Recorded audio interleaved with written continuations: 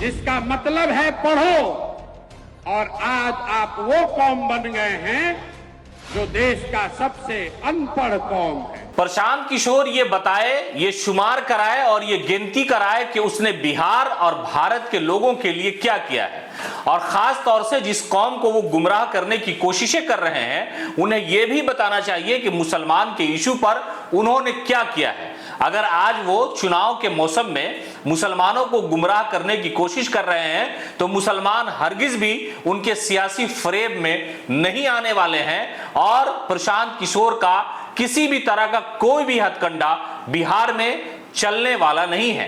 ये कह रहे हैं मुख्यमंत्री नीतीश कुमार के खास नेता हैं जनता दल यूनाइटेड के एमएलसी डॉक्टर खालिद अनवर। उन्होंने प्रशांत किशोर की उस टिप्पणी पर जवाब देते हुए कहा कि मुख्यमंत्री नीतीश कुमार ने बिहार के लिए और खास तौर से अकलियतों के लिए, अल्पसंख्यकों के लिए जो किया है उसकी वजह से, और 13 करोड़ बिहार वासियों का जो भरोसा है वो मुख्यमंत्री नीतीश कुमार के प्रति बहुत मजबूत नजर आता है। लेकिन चुनावी मौसम में प्रशांत किशोर जिस तरह की बेहूदी बातें कर रहे हैं उसका कोई मायने मतलब नहीं है। मुसलमान को वर्गलाने की पूरी कोशिश की जा रही है, यह सियासी साजिश का हिस्सा है। चुनाव आया है तो चुनाव के मौसम में इस तरह की बातें कर रहे हैं, जबकि मुसलमान मुख्यमंत्री नीतीश कुमार पर भरोसा करता है। साथ ही साथ खालिद अनवर ने यह भी कहा कि प्रशांत किशोर को बताना चाहिए कि मुसलमानों की शैक्षणिक स्थिति के लिए उन्होंने क्या किया।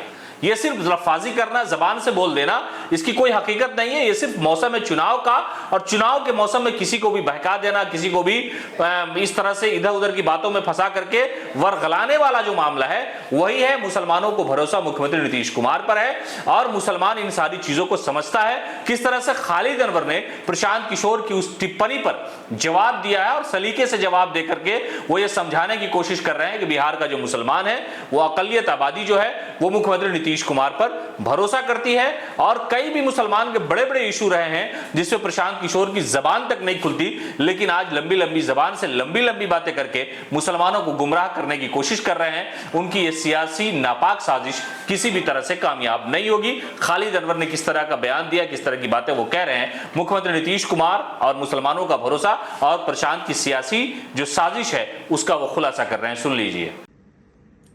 बिहार के लोगों का विकास किसने किया, सभी समाज को लेकर के कौन आगे बढ़ रहा है, इसको 13 करोड़ बिहारी जानते हैं। आज अगर कोई निकल के इलेक्शन के वक्त आकर के ये समझाने की कोशिश कर रहा है कि मैं आपका हमदर्द हूं, मैं आपके साथ खड़ा हूं, उनकी क्रेडिबिलिटी और उनके कमिटमेंट पे सवाल खड़ा होगा। मैं प्रशांत किशोर जी की उन बातों की कोई हकीकत नहीं समझता जो आज मुसलमानों के बीच जाकर के वो कह रहे हैं, मुसलमानों को बुला करके वर्गला रहे हैं कि मैं आपके साथ सीएए में हूं, मैं आपके साथ एनआरसी में हूं, मैं आपके साथ फला में हूं।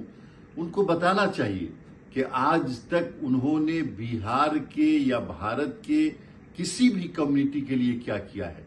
क्या कभी मुसलमानों के किसी इशू पर वो खड़े रहे हैं?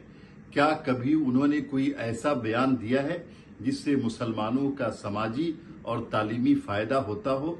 इलेक्शन के वक्त वर्गलाना, बातें बनाना और झूठे वादे करना सब लोग जानते हैं कि ये आप कर रहे हैं। ऐसा करने से लोगों का भरोसा नहीं जीत सकते।